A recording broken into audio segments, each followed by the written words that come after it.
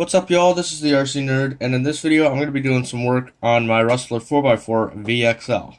Now, the truck has been pretty great, so I'm pretty happy with it. I've put quite a few packs through it already, um, but it does need a little bit of work. For one thing, while you guys weren't looking, I actually stripped out my servo twice in a row.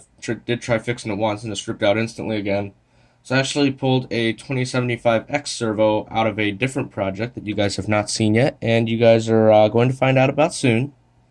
But I pulled the 2075X servo out of it and put it in here. Now the 2075X is basically the same specs, but it's just got a metal gears or metal servo gears, so that won't strip. So that's been working pretty well. I also broke my rear half shafts, so those, if you can tell, are not as thick as the front ones.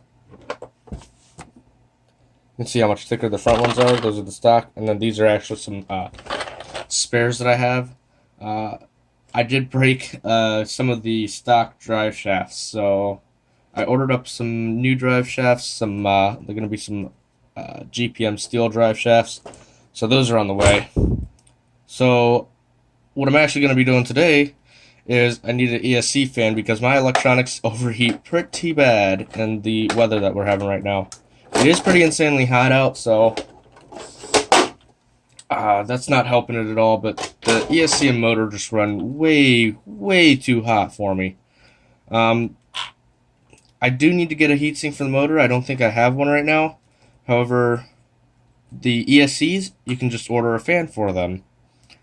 But the problem with that is that I'd have to wait for it to ship. So, I was looking around, found this in a little baggie while cleaning up my room, and this little computer fan type thing is the perfect size to go onto the ESC. So I'm gonna try what Hobbywing does.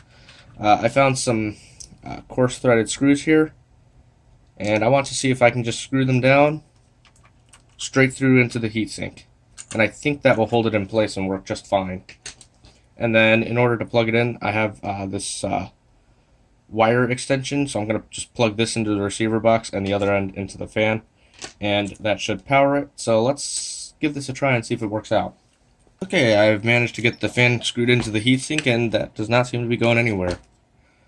Unfortunately, it's a little bit finicky to get in, because once you tighten up the screws all the way, I seem to be kind of pulling on the fan housing a little bit and making the blades get caught. I was trying to kind of flex it back, and so there's a small crack right in the corner right there. If you can see, it looks like almost a white line on camera. That's a small crack, but it'll be alright. I did end up just backing off the screws like a half a turn each, and that seems to be holding much better, and that way you can see that the prop moves completely freely. Now what I need to do, just take my extension wire. I'm going to make sure that black goes to black and red goes to red. And then I could probably plug it into just about any channel, but I'm going to look for like a VCC or a power channel on the receiver. Might say battery. And you can see right at the top one looks like it's exactly that.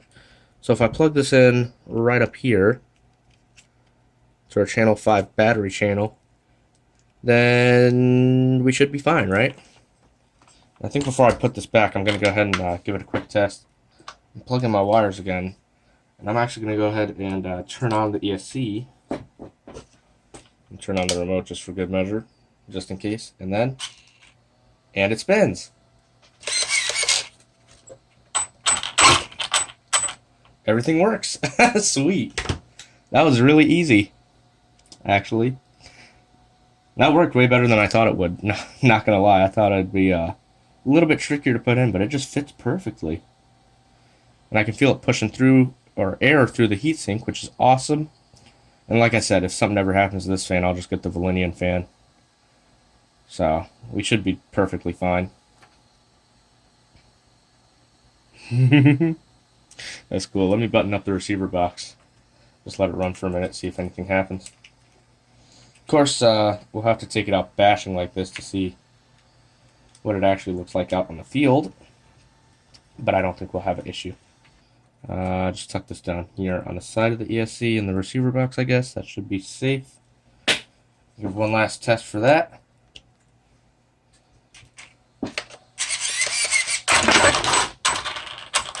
Nice. I love it. I absolutely love it. Alright, let's move on to the next part of this upgrade. Alright, the next thing I want to do is install these red aluminum shocks here. I found them on eBay. They're a little over 20 bucks. It looks like they do include mounting hardware. Although it's kind of crummy mounting hardware.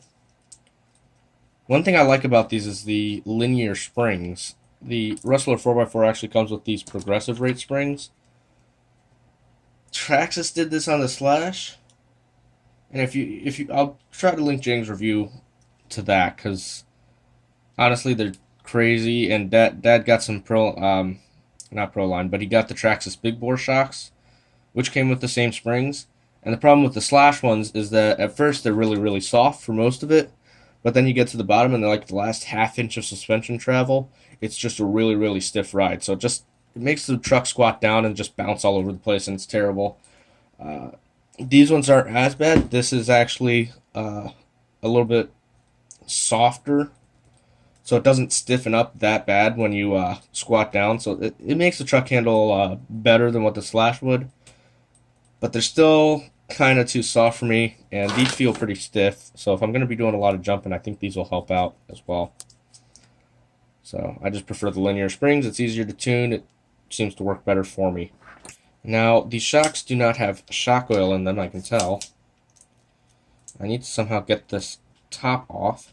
See, there are some very stiff rubber shock bladders. I actually see that my piston here, if you look, is being held on with a nut, it looks like. Which is interesting. Now, there is a little bit of oil in here, which is interesting. So I don't know why the whole thing's not filled with oil. I imagine they did this just to keep it from getting hurt out of the factory, but they still, I guess, want you to fill it up with whatever you want to use, which in this case will be 30 weight. I've been running this in all my bashers, and it just seems to be about right for them.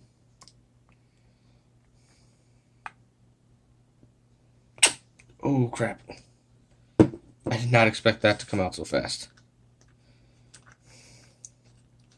I'm gonna tighten everything back down. You know, to be fair, those other shocks might have different pistons too, though. So I might need even a different weight of oil for these guys to work, for all I know. Tighten this down like just a little bit more. Make sure it stays on. Yeah, that's perfect. So probably like an 8th turn.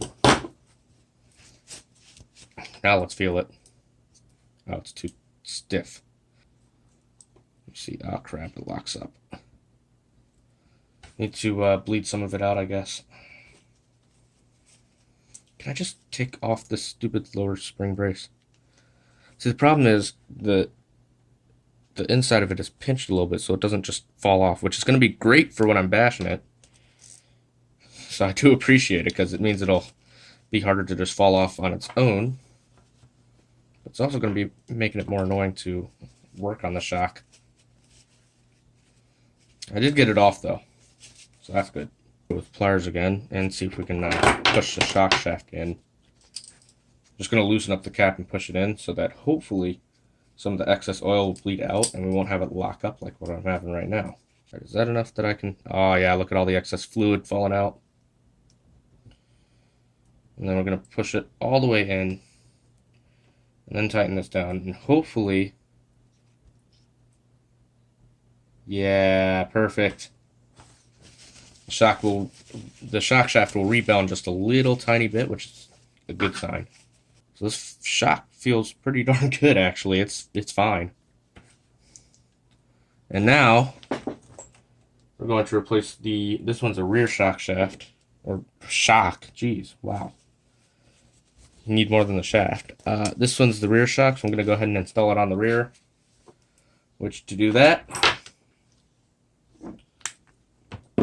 I'm just going to have to remove the screws on the rear And the cool thing is that the new shocks, they have the same sort of pillow joints, pillow ball type things. I don't know what you call them, but they those like silver pivoting balls that allow the shock to move around and rotate a little bit are carried over onto the new shocks, which I'm thinking will help them out a lot. And then this new screw I think should fit. Yeah, that'll be fine. Because these ones, they could have done worse with these screws, but they are Phillips heads. They also give you those extra ball things that I was talking about. I don't know what those extra ones are for. But now I got to get off the other shock, the lower part of the shock at least, which is kind of a pain.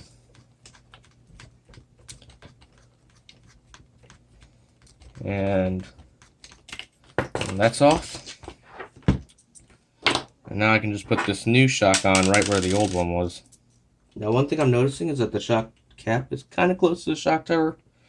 But it looks like the stock ones were like that too, so I guess I don't have to worry about it too much.